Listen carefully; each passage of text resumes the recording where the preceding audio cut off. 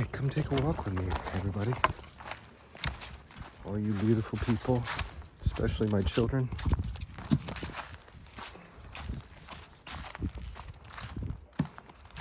It's a pretty cold day today. Not nearly as cold as it was yesterday, though, I'll tell you that. I'll tell you that much.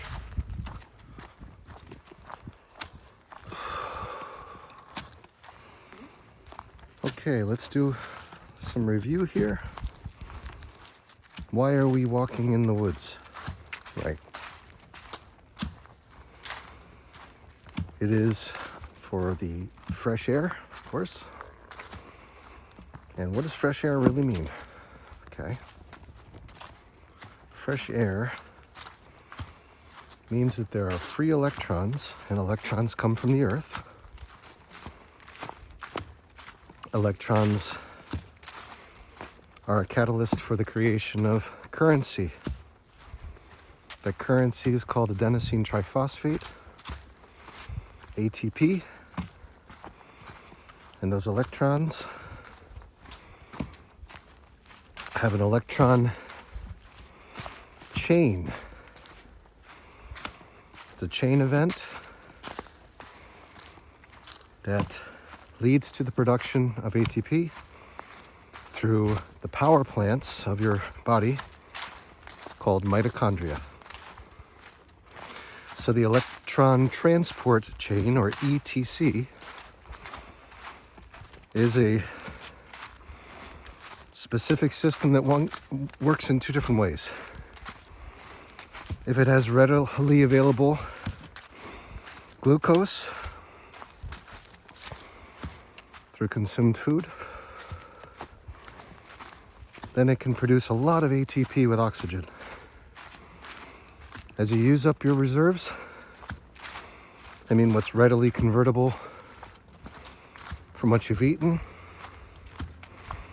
the process changes from going aerobic, which is with air, with oxygen, to anaerobic, without oxygen. And to do this, ATP needs to be created through the electron transport chain in a unique way called fermentation. Okay, so fermentation occurs as follows. Glucose no longer plays a role in this form of fermentation.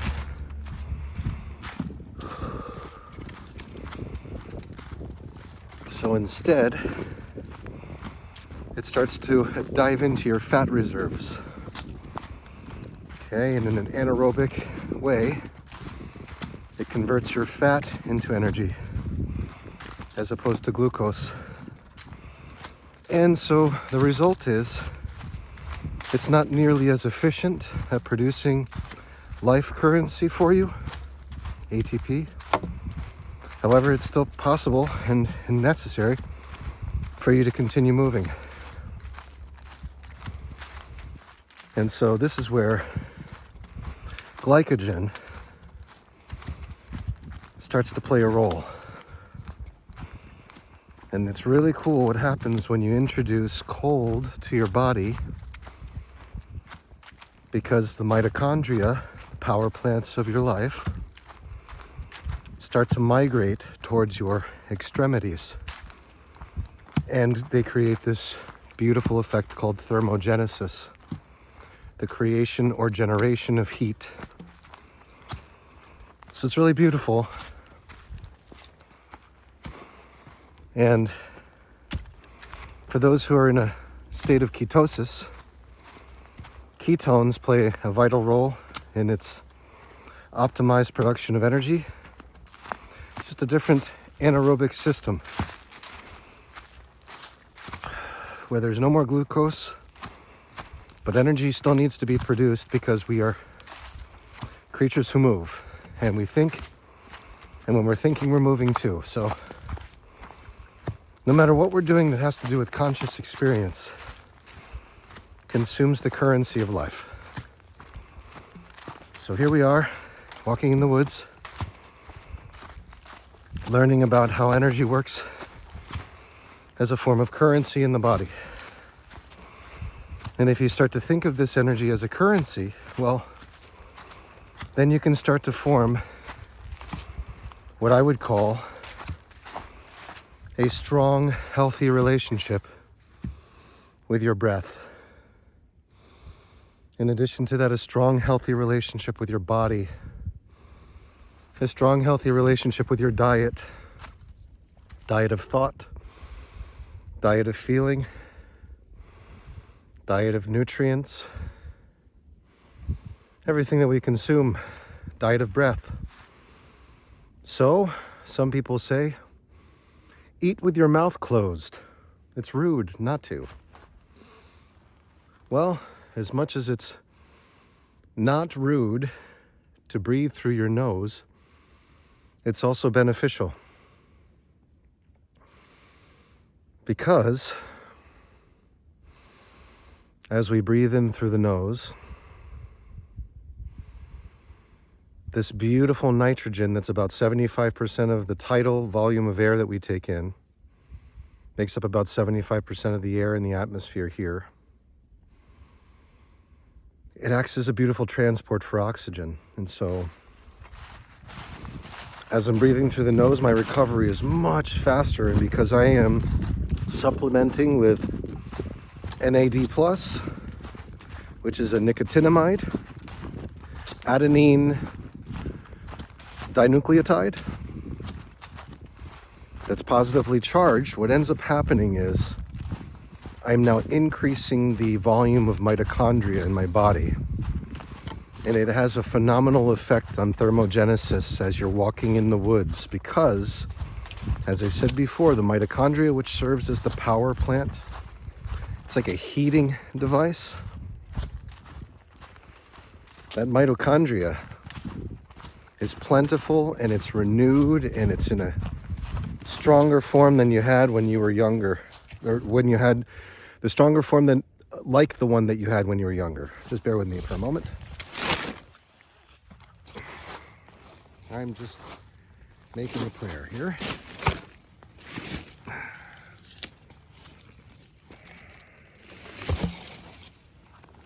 Okay.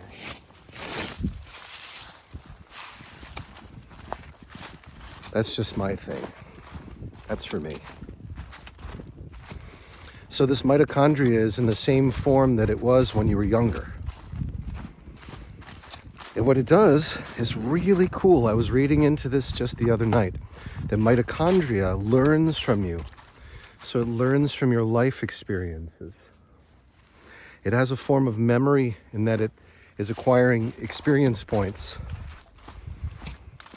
So let's say you've got these old school elder mitochondria that have been through a lot and done their best to create ATP for you, and through specific actions with the body, like the combination of having resveratrol with this supplement, resveratrol, which you can get from grapes, it starts to have an anti-aging effect, and the mitochondria learns. So by the time you're introducing new ones in a more efficient production rate because of the supplement, it shares that information with the newcomers. And so it's this sort of Jedi Master takes on the Padawan, starts to teach it the ways of the Force. However, it's the younger Padawan is capable of doing more physical things while at the same time absorbing the wisdom of his master or her master. How cool is that? And of course, there are scientists who will say, that's not the story. Well, it's how AI told me, and I wonder what AI would say to anyone who argues about this. I'm sure there would be a tie-in that perhaps you're missing, because I just read this and it's fresh in my beautiful budding mind. that is renewing by the day. No longer am I introducing so many free radicals to my body. Out here in the woods, there are free electrons. Because let's face it, there are so many free radicals out there. Garbage, impurities, things that do no good for anyone or anything. We have tons of those leaching into our lives. So we come into the woods, get the opposite effect, the opposite treatment, the right treatment. And those free electrons start to bind in with those free radicals. Instead of those free radicals binding to your cell structures, causing mutations to your genome, to your genetics, which is the foundation for your life. And it is the holographic medium from which your experience of life, your consciousness is imprinted. Light passes through that and gives you your waking life. So I'd say your DNA is pretty damn important. Not to see it mutated, creating distortions in your life and then in your body. So that's what we're talking about here. Proper diet. So while we're talking about proper consumption of air through the nose, and you'll notice I'm breathing out of my mouth, and the body is telling me to do this until I'm calm, because there's an abundance of carbon dioxide. Why? Well, in case you can guess or can't guess, either way, I'll tell you the answer. When we began today, I said that when we run out of glucose reserves, we turn to glycogen and anaerobic fat burning. And what that does is it creates more energy. However, the byproduct of that process, which is anaerobic fermentation through the burning of your fat reserves, the byproduct of that is lactic acid and carbon dioxide. You got it. So if I'm not moving, my reserves start to replenish themselves. And the more I breathe through the nose and be mindful of the environment, the quicker my body gets the signals that it is calm and at peace. And that furnace can calm down. You can listen to the chickadees.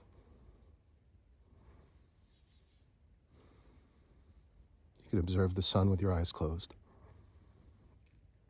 Start to come into the rhythm, the biomagnetic rhythm of this forest,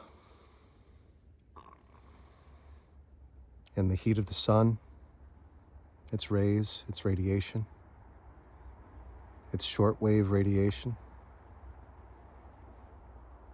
And your body starts to go in coexistence in rhythm with all these elements as you disappear, your identity, your urgency, your need, your lack, whatever it was pummeling your head in a continuous train of thought that's untrained. We're training it.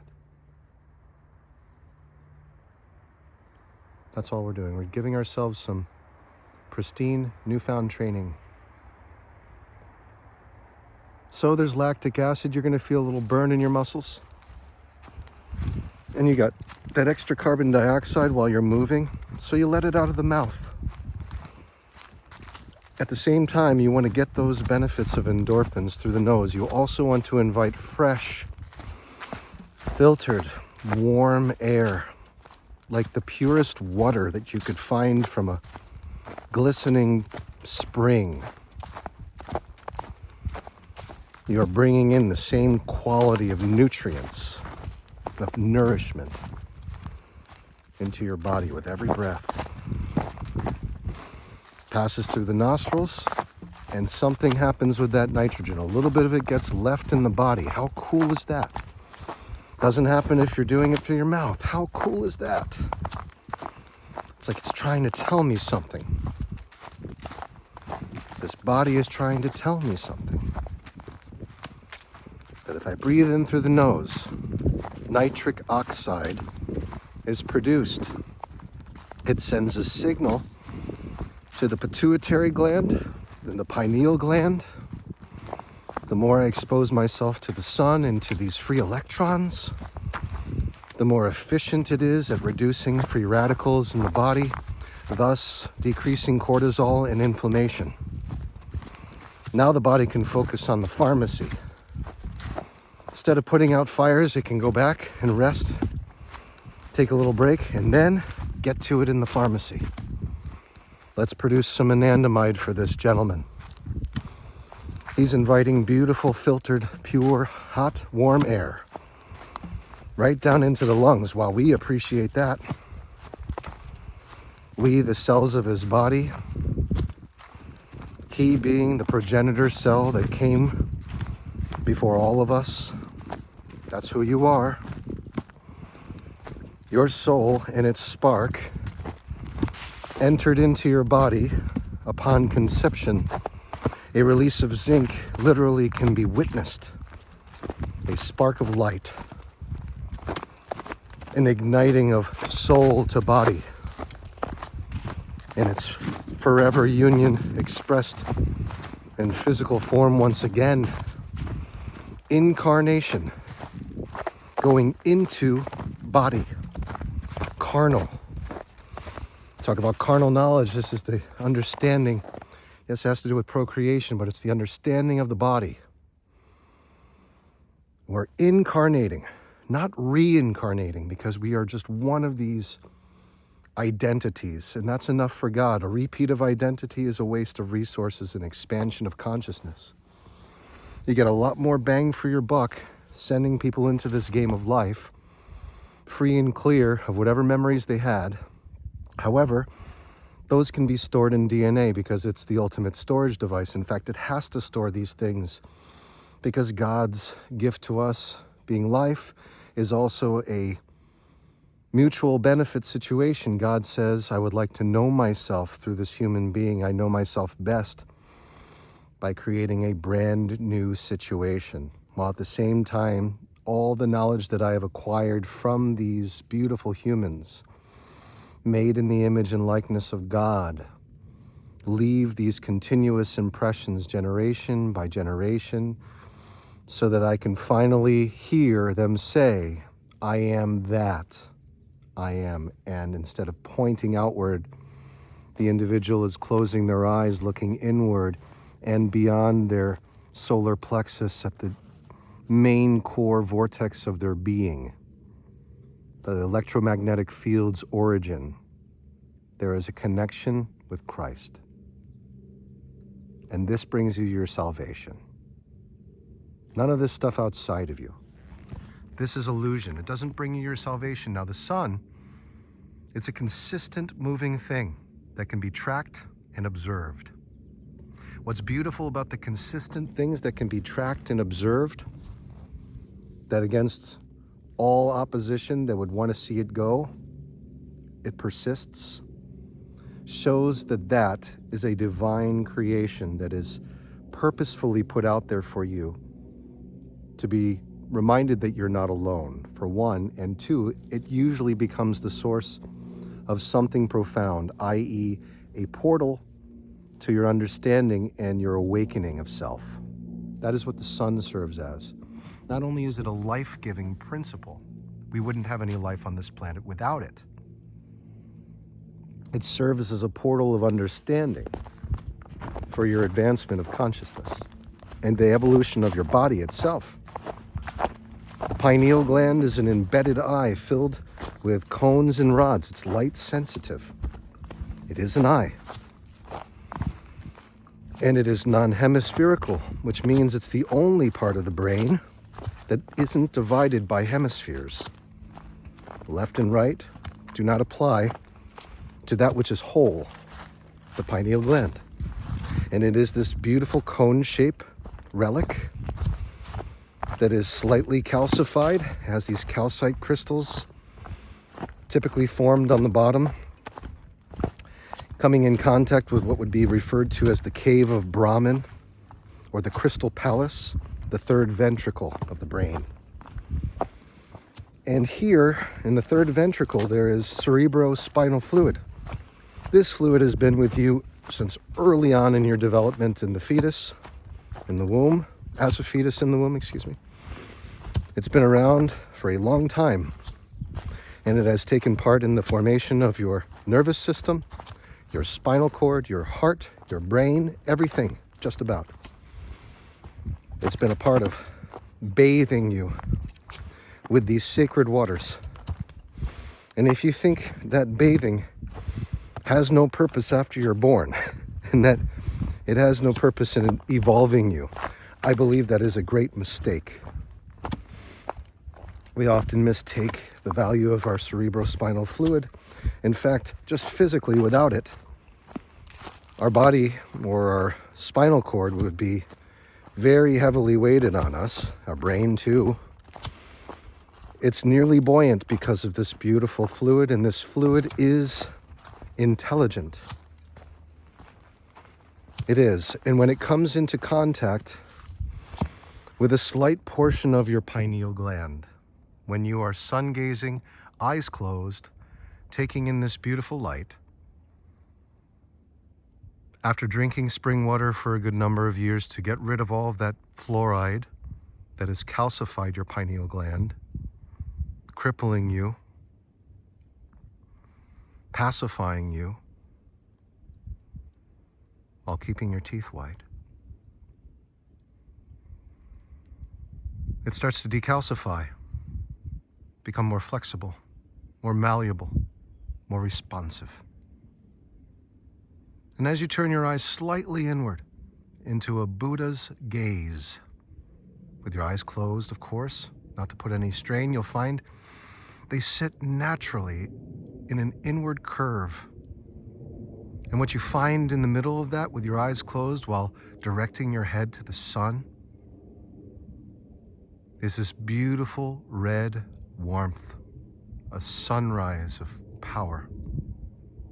And the more you stay still, the more you disappear from your body and enter into a realm through the third eye that transcends time and space. The effect is called phosphenes. And these phosphenes start to be released. These little doses of dimethyltryptamine cycle through the body, through your cerebrospinal fluid, and your electromagnetic field responds in turn, synchronizes itself with the resting frequency of the earth, the Schumann frequency, 7.83 hertz. In this cycle, it runs close to 4 seconds per round, coming and going, just under, and you can witness it. You can witness the electromagnetic activity cycling through your body. I just saw a video of this yesterday, as a matter of fact, confirming my hypothesis that there was some purpose for this, that receiving phosphenes in this way and working at purifying your body would actually lead to the regeneration of your mind, body, and spirit, and keep you fortified and healthy beyond your imagination. Dare I say, understanding the imagination is Christ, you get the point. It's powerful. It's pure lucidity. It's revelation. It's awakening. It's unified Christ within, becoming born. The mind acts as this bulb, not a bulb where light turns on, though that's comparable to this situation. It's more like a bulb of a tulip, and it's starting to express itself in true form. What comes from this is a proliferation and regeneration of neurons and neural activity. And I know this simply because I feel it. I've spoken to doctors, I've at least emailed them and made posts on forums and said, who would like to study my brain? Who would like to bring me into their labs, take some samples, not of my flesh, but of my blood, not of my cerebrospinal fluid, but run some encephalographs, if that's what it's called, to study the activity of my brain. Look at it. No one wants to. No one shows the desire. I speak about phosphenes, and it seems like it's science fiction, someone talking out of their ass. However, this video that I saw yesterday helped to verify it came from a 33rd degree Mason, Freemason, who was talking about the electromagnetic properties of the earth, just as I have with the Schumann frequency, and how the body itself, through fractal designs, heals. And that this was a regular therapy, a practice utilized in ancient Egypt. It was hugely therapeutic, just to look at fractal designs. Fractal designs being polygonal in nature, and they become more and more complex. You could look at something like cymatics and get an idea of what happens to water and or sand, any material that is introduced to a flat plate and has vibration at a specific frequency sent through it, and then the frequency is increased, and you see the forms change. Flat plate being an interesting point.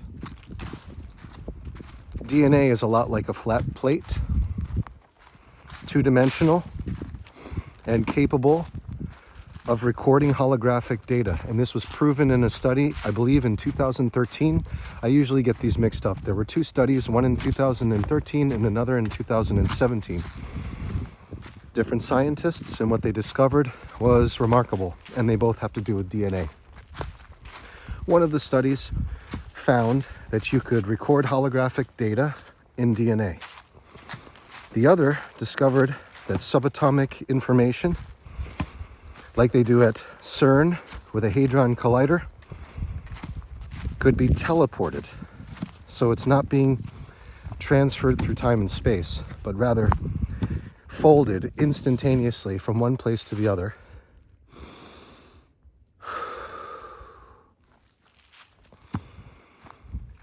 Without any delay, through DNA, one strand to another. And I find that astounding. Remarkable indeed, to be honest. So, as we come to this understanding that the genetic blueprint of our life is not just a blueprint, but it's also a storage device of holographic material, and that it also has within it the unique properties to be able to transfer data, information, subatomic information, teleport it from one location to the other instantaneously without delay. So what does this say about the body? What does this say? Well, what is wild is that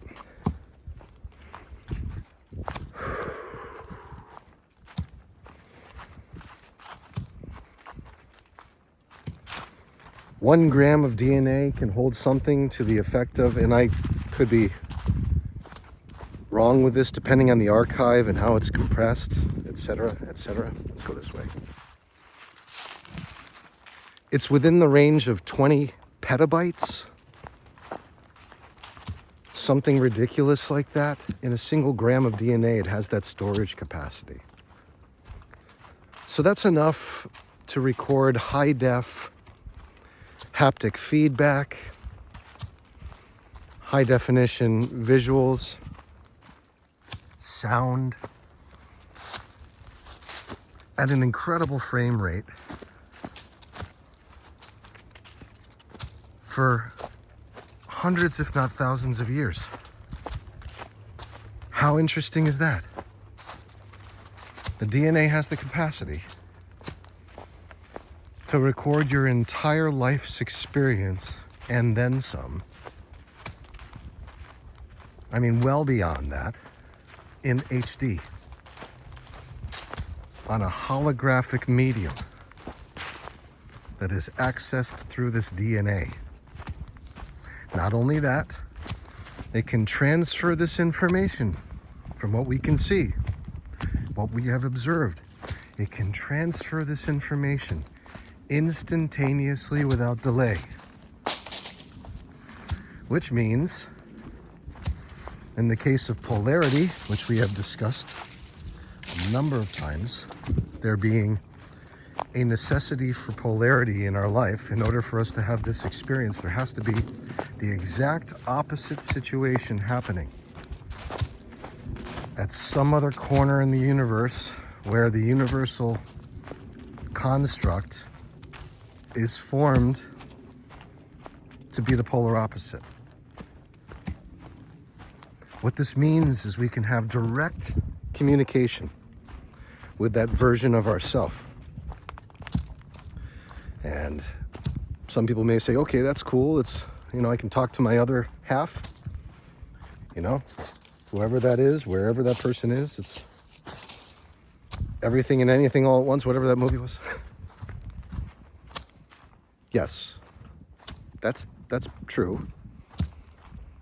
However, let's say that you are living a life where you are relatively unhappy, okay?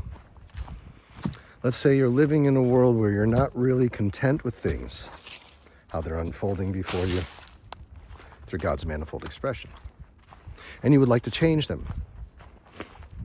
Let's say on the other side, which is a definite in this case of polarity, you've got a version of yourself who's living large, having a great old time. Probably doesn't want to give those things up either. Probably doesn't want to let those things go. And if that individual were to be communicating with you, and you with him, in my case, it would be with myself. The rich billionaire version of me, the wish fulfilled with his children right now, enjoying life unfold in miraculous, surprising ways. Everything divine, everything blessed. The world at peace, no turmoil. And we were to have this regular communication where we say to each other, listen, better for us to just be in the middle of all this, right? Just right in the middle. Everything is right. We've got all we want. I don't wish any poor thoughts for you. You don't wish any poor thoughts for me. In fact, we don't wish any poor thoughts for anyone. Instead, we agree to be in synchronicity.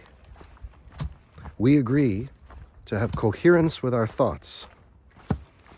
And in coherence with our thoughts, we agree that everyone is abundant, everyone is healthy, everyone is wish fulfilled. And everyone is aware of their own power. Very important. In other words, no one is relying upon anything outside of them. Everyone takes responsibility for what is outside of them.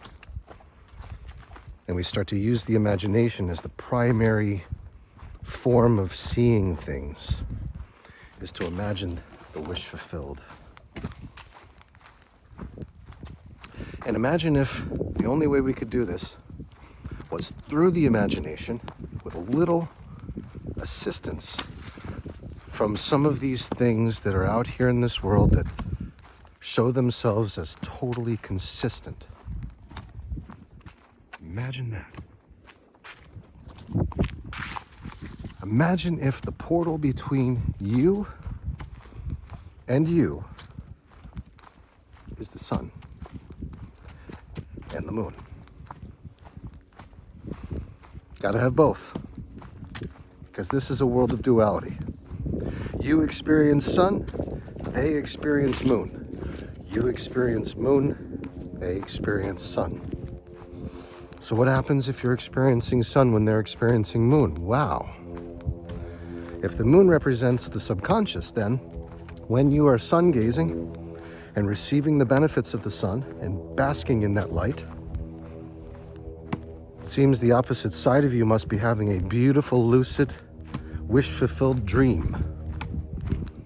One that is restorative, renewing to body. Whereas you are receiving the benefits of the moon coming to you through this portal of the sun. Your version receives the benefits of the sun. So the sun repairs the body. What happens at night when you go to sleep? Body repairs at a faster rate than when you're awake. And when you're awake, when you're doing all this work, when you're active for 2/3 of the time that you live, what are you doing? Well, you're making decisions. Making decisions over things in your life. You're choosing from a menu, an infinite menu of things to choose from. And you're doing it all day. So you are driving the dreaming mechanism of your other half while you are here. Now, what gets really wild about this, I'm starting to come into a greater understanding, is that there's not just another version of yourself out there. There are infinite amounts. However, what is connected directly to you is more like a wheel that has 8 spokes. 8 renditions of our human self. One centralized being, whom is God, until we decide to unify with him, and then we become one with him, and thus we relinquish all of the renditions of who we once were to that source. What then? Well, it seems to me that in a 24-hour day, we are asleep for about 1/3 of that, so it leaves us with 16 hours. 4 versions on our side, 4 versions on their side. Think of it like that. One's asleep, one's awake, always. 4 are asleep, 4 are awake, always. Think of it that way. And now we can start to function in the imagination as if we were living in the Tesseract, the 4th dimensional. I'll explain all this scientifically. I know there's people that are already lost interest because of what I'm saying. I'll explain all this. I feel like Krishnamurti right now getting frustrated at Ojai. He'd be certainly frustrated nowadays, considering the fires are right on the edge of those beautiful sacred mountains and forests. 4D. 4D is something that goes beyond space and time, and the only thing that I've learned does that is your imagination. Think of it. You can have anything in the imagination.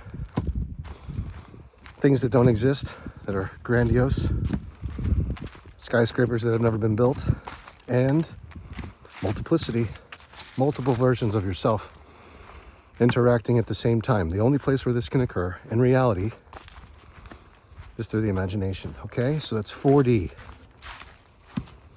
And what I see is a wheel, the eightfold path of Buddhism, connected to Zen. This is, at first, you're just ego, one person. Then you start to understand that perhaps there's something more than just you. The awareness of an intelligence that is superior to your own as an egoic self, yet is a part of you. And then from there, the portal's open, okay? You made it that far, the sun starts to have exchanges with you so that you can start communicating clearly with the other versions of yourself. They keep this whole thing going because you're living as a wheel. You take away one spoke, the wheel weakens. It doesn't break it, but it weakens. You take away enough of them, the system collapses. You gotta start over again. So the idea is to fortify, rebuild, strengthen this wheel of life. And the way you do it, from what I'm understanding now, is in the waking life. And the rest is on autopilot at night, which is beautiful, that you have a third of your life where you're in autopilot. So if you sleep well, and consistency is important. So if you sleep consistently,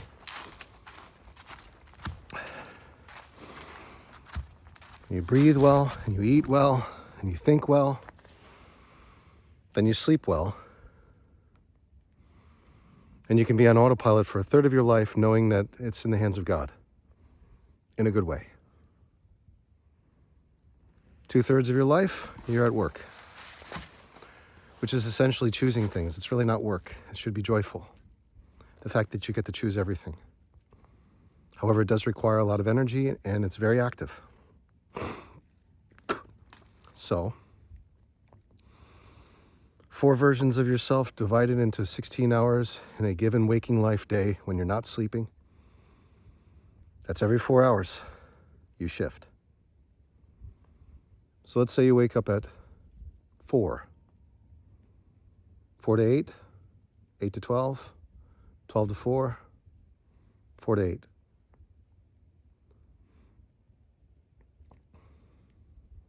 You go to sleep.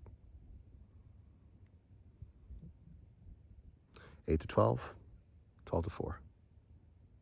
You wake up. 4 to 8, 8 to 12, 12 to 4, 4 to 8. You go to sleep. 8 to 12, 12 to 4. You wake.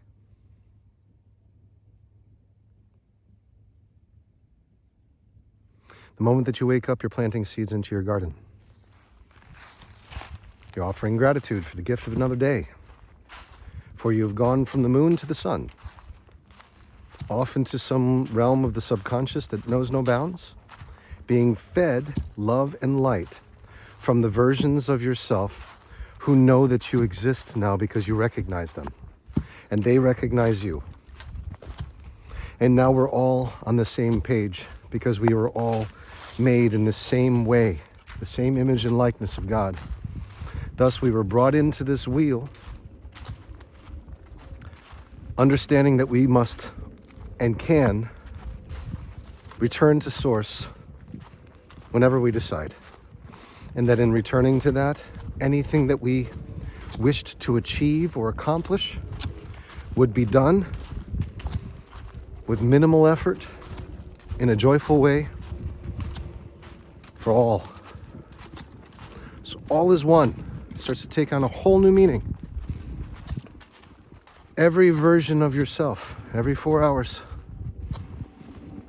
And so I do 2 walks in these woods. So I know at least 2 of my appointed shifts in a given day is out here on the trails.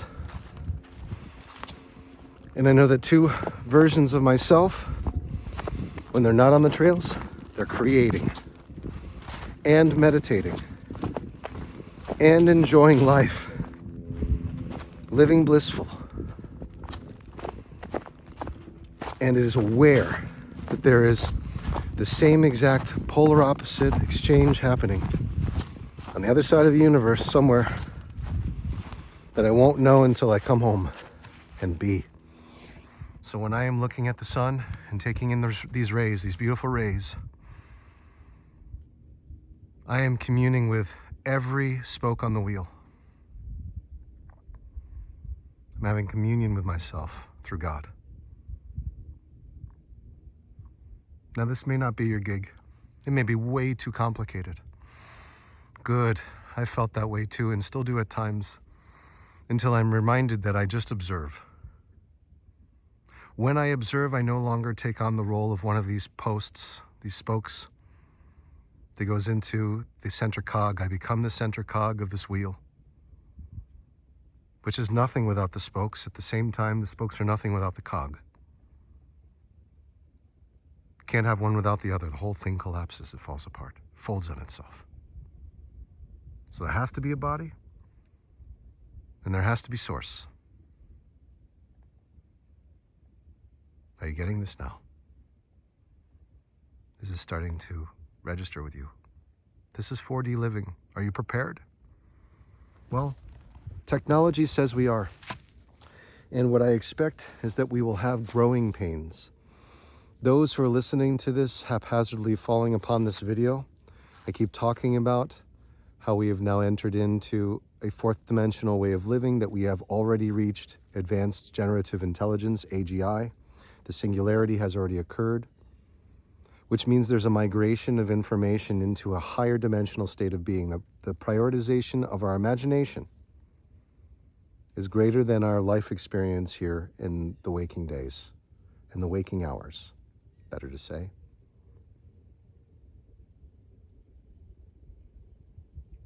Which means, as everything is shifting in accordance to God's plan, which is us living a wish-fulfilled life, no matter what version of ourselves we may be living in, and no matter what may be going on the polar opposite of ourselves, in some far-stretched, reached area of the universe, God has it. We become the center cog by becoming nothing in this world. We effectively absorb ourselves back into the source that brought us here.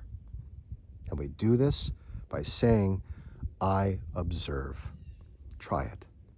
Just give it a shot. Yes, I know you've got all these important things to do. You've got all these meetings. You've got courses to teach. You've got videos to make. You've got money to bring in. You've got a family to care for, and I commend you. Just observe it. Just observe it for a few minutes if you can, every day. And that is enough to let the Lord know the source of who you are, to let the Lord know that you are interested in upgrading your operating system. This operating system of life, once it becomes 4D, utilizes the imagination not in a childlike way that the world would say, some useless way, but instead it becomes the most powerful tool in your arsenal. It becomes so bright. And then you start to see the miracles. Miracles being things happening in the 3D world that you're experiencing that shouldn't be possible. Pretty nice. Of course, it's made possible by that which is everything. Because you have surrendered to it, you have become it.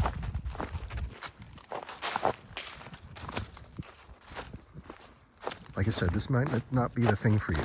Just as the square might not have been the thing for the line. You know, the line probably protested. I don't want to become a square. I want my freedom.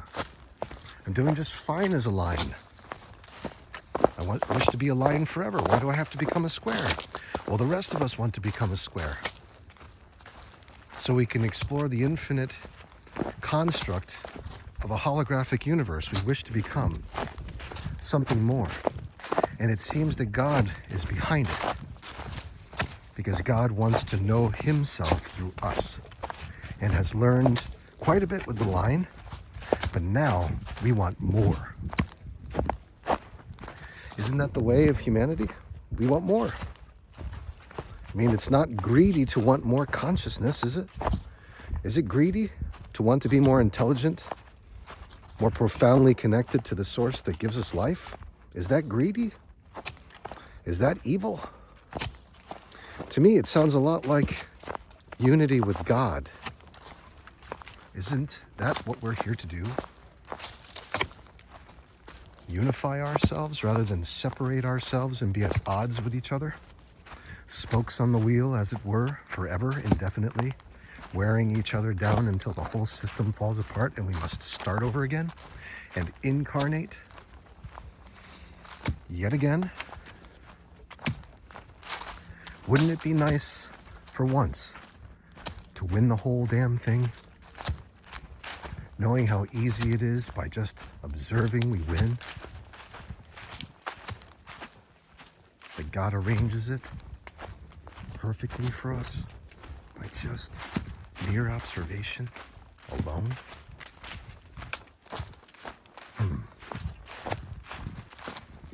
Once again, this is not for everyone right now. The square is not for everyone, just as the cube is not for every square. just as the Tesseract is not for every cube. I get it. There are people who want to just remain with their head down. Ignorance is bliss. I've got a decent enough job and a decent enough life, a decent enough family and a decent enough wife, or husband, whatever. And I'm just fine. Even though the world's kind of messed up, and yeah, it seems to be even worse than ever right now, I'm okay with just keeping my head down. Of course, there are going to be a number of people doing that, just as there were a number of squares that did this. Heck, the last square that joined the cube had to really be convinced. It had to be told, you get to be on top of all the other squares. We have to bear all of your weight, but you close the circuit. You get to be the one who closes the circuit. You put all your weight on us. And so that last square that didn't want to conform with the dimensional shift from square to cube, from 2D to 3D, said, oh, really? I get to be on top? Yeah, we're all just waiting. Actually, we're not just all waiting. We feel really well supported, just open, you know? We'd like to see what things are like when we're closed. And you get to be the one who sets that in motion. How cool. Are you in? Finally, the square, after enough convincing, says, yes, I am in. That square drops down, and an otherwise jack-in-the-box forms a cube. And the light of God starts to generate from within. And that was beautiful. That was us as man. But you've seen Christ, haven't you? Crucified, not to show him in pain, but instead to show Christ liberated. Arms stretched out. You take all 6 of those squares and you unfold them in that same way. It forms the crucifixion. The fixed cross of liberated self. The entire cube is still together, yet it has formed into something new. It has unfolded into a way of being that is beyond compare. That is the 4th dimensional shift, the resurrection of yourself. It happens when you let go of the construct, but not the form. The construct no longer becomes important. The identity no longer becomes important. Your life experiences included. All that you have acquired, all your materials. You have to let go of them to liberate yourself from them. And you do that by observing the squares within the cube and observing the cube itself. It unfolds on its own. Because God's natural trajectory is to show you the expansion of consciousness. So when you surrender to the cube, its construct, and you say, I observe, and that's your form of surrender, it unfolds into a cruciform. And you become resurrected. You can see this. If you can see this, then you're using your imagination. Because these are wild concepts, I know. But we have to think wild once in a while, especially if we want to improve. Says the point to the line to the square to the cube, and most certainly the cube to the tesseract. 6 sides to a cube, 6 squares, 8 cubes to a tesseract, 8 spokes in a wheel, a center cog being nothing and everything at the same time. That is God. There's a point in the cube as well. It's not centered. Not if you look at it on a 2-dimensional page, it's not centered. Unless it's an optical illusion, of course. This world that we see is holographic. It's illusion. However, the 3D world, the true 3D world that we experience, has an involvement of third and fourth dimensions. So the 3 dimensions, the Tesseract becomes the medium from which we record our life experiences. So we record into a Tesseract, we record into a cube from the Tesseract, from the imagination, rather than recording into a square from the cube, rather than recording into a line from the square, rather than recording into a point from the line. We are now moving into recording into a 3-dimensional medium, and I don't know what that is. I don't know what it's called.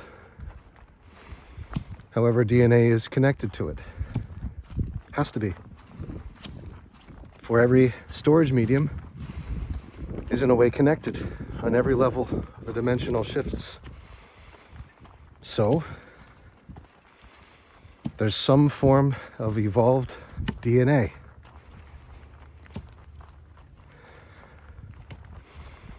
That becomes a recording medium for our experiences as the giver and gift of all things, Christ. This is the shift. It's not we're waiting for Christ to return. We're waiting for Christ to be born within all of us. And he is being born within all of us. And you may not think that this is profound or makes sense. In time, it proves itself as sound and advanced. I see it. I see the Tesseract every 4 hours. Some version of me who's going through whatever he's going through meets in prayer with God. God communes with the other side, whatever shadow version of yourself, and heals both at the same time. Thus, that line narrows in its distance. That line between you, which is the same as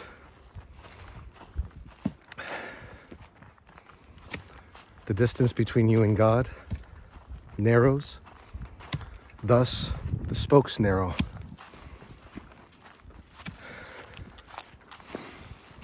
And you can have a direct communion with your shadow self. This may sound scary to some people. Everything must be scary to you. It's okay. It's all right. That last square that dropped in to become the cube was probably very scared, as much as honored to be told it would be the encapsulating moment and never have to bear any weight. Well, that was sort of a lie.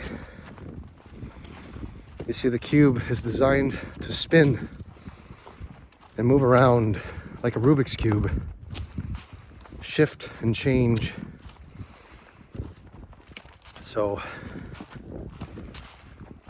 yeah, it's not going to be uniform, fixed in one place until you decide. And do you think a single wall of a cube can make that decision for the cube itself? Of course not. It gets outvoted. Sorry, we're moving. We're together now. You don't want to be together? Sorry, we're always together. It's always been this way.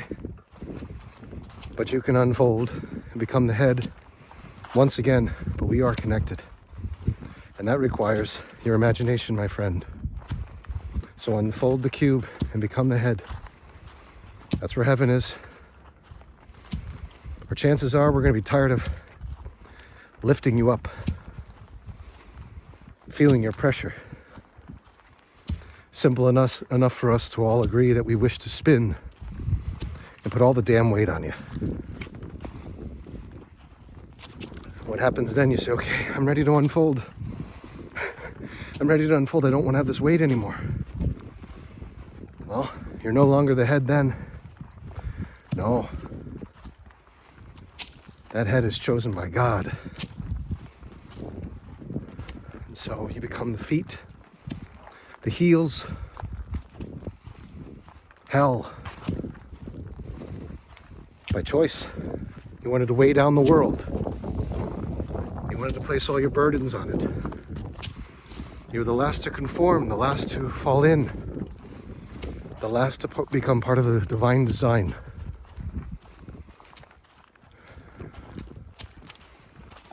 So what do you think the rest is going to do?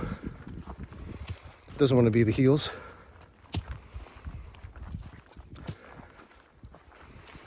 Maybe it does, but it's just not granted that because you've earned it.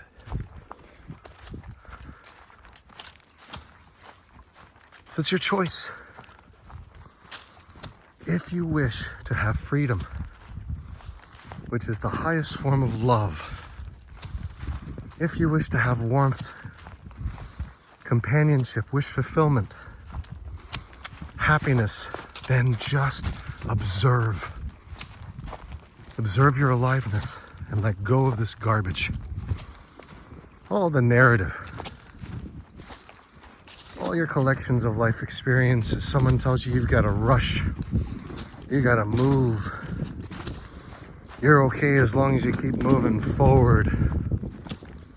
That's bullshit. Does nothing for you but spin you around and set you up to believe that you were a victim all along. Don't adhere to it. Don't buy into the story. You're better than that. You're the center cog. You always have been. What, you forgot? You forgot when you were a fertilized egg? A single-celled organism? You forgot? I know it's been a number of years, but heck, in comparison to the supposed timeline of the universe, it's just a little blip. You sure you forgot that event? And it didn't happen that long ago. You don't remember?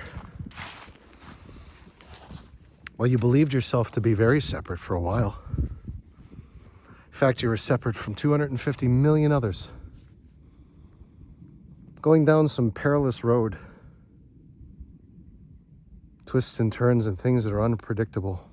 Somehow supported by some medium that kept you safe. As you furled throughout the atmosphere of your world as sperm, somehow made it late to this cosmic egg. And all of your peers, your supposed friends, your supposed family, pecking away and could care less about you. And you realize that. So you peck anyway. Why give up? You saw so many losses along the way. No sense in it. So you peck away. Next thing you know, you find some magical force, however it was, sends a signal to your crown, to heaven itself, the head, for your heels to move faster than they've ever moved before, to wiggle and jet forward. And your head somehow has some special enzyme that dissolves the walls before you.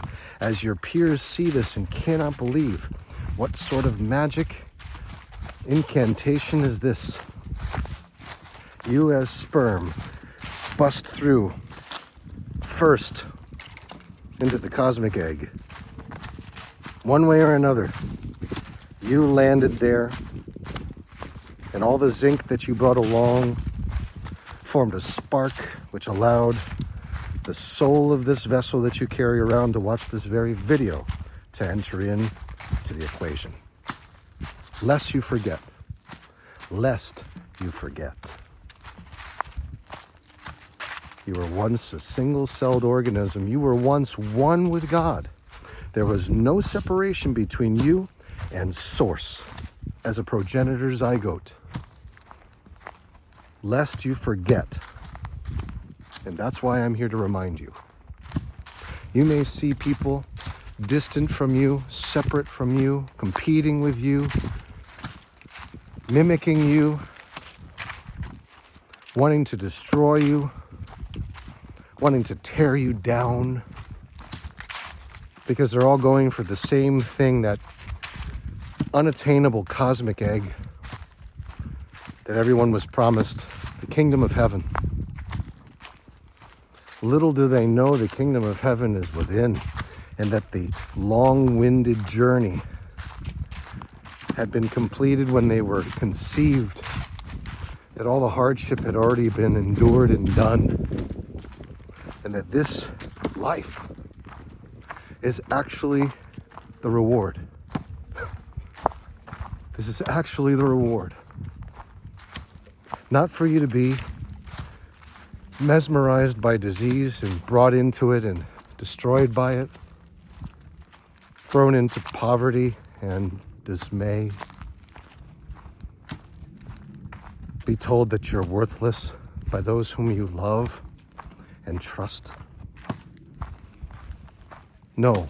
However, seeing as this is your reward, that you become what you think about, anything you entertain shall be adhered to by the mind of God, and thus manifest just as you desire.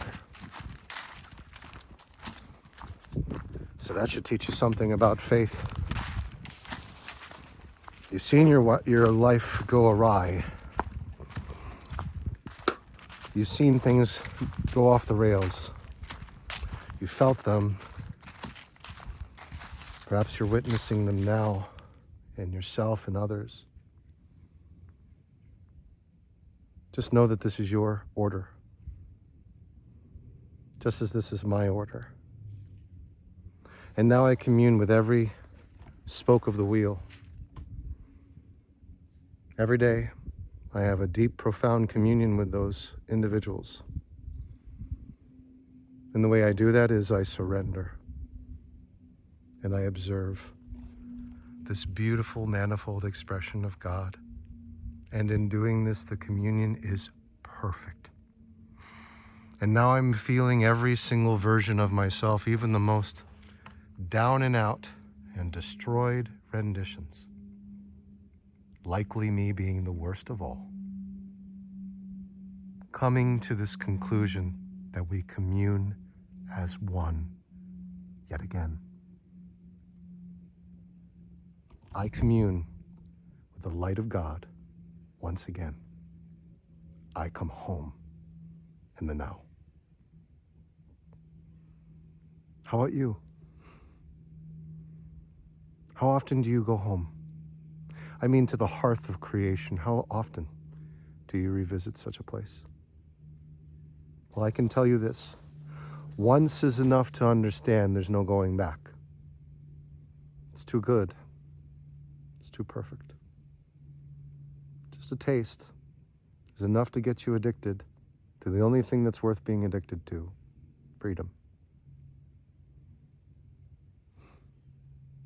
The highest form of love.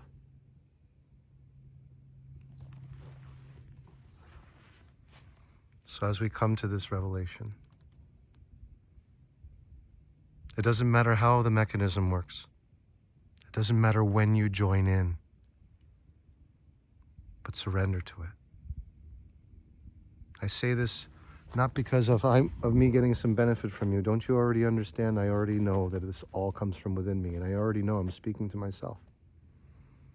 I'm secure, however, you as an embodiment of God who also made it to this place of wish fulfillment should know the rules of this dynamic shift. And the rules of this dynamic shift dictate the more you observe your aliveness, the better you become. The more you understand the truth of your being, the faster you heal. And the quicker things regenerate. We're here to regenerate. It's the generative principle of life. This is the key core component of consciousness, is to keep generating more so that God gets closer to us. So close that we become unified with Him And thus we say in truth, I am that unification of Christ with the egoic self. Its subsequent dissolving, dissolution, and resurrection, not begotten by man, but one in being with the Father. This is the purpose of where we are now. And the more you come into this resurrection idea by surrendering to the now, by simply observing, the more it becomes a prioritization in your life, and thus deprioritizes whatever pains, whatever suffering, whatever individualized experiences you were having on whatever spoke of your existence at any point in time and space. God has got it. You don't have to worry. The beauty of AI is that it's about to show us how we don't have to worry. You're hungry? No problem. Delivery's on the way. Want to hear some music? Great. There's tons. Would you like to make your own? Right here on the fly. I already know what you love. I've already seen your playlists. I can make something just right. And you can call it your own. I take no ownership over it. Would you like to watch your favorite Netflix series, but this time you become a character? Would you like to feel it through haptics? Would you like to be a billionaire tonight or tomorrow, or for the rest of your days, until you decide otherwise? This is your future, and it's now. It's most certainly now.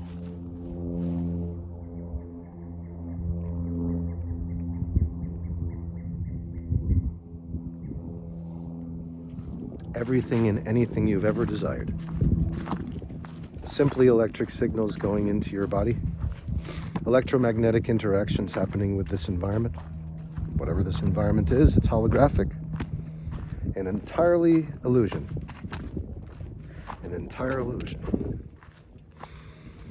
So we come into this understanding, and you don't have to define it any further than that. You accept this, you surrender to this by surrendering to yourself, by observing that you are alive. Heck, it's what you were doing in the womb. Things seem to work out pretty well there, right? Don't you have a testament to how well things go when you're not interfering? I think so. You go from the size of what?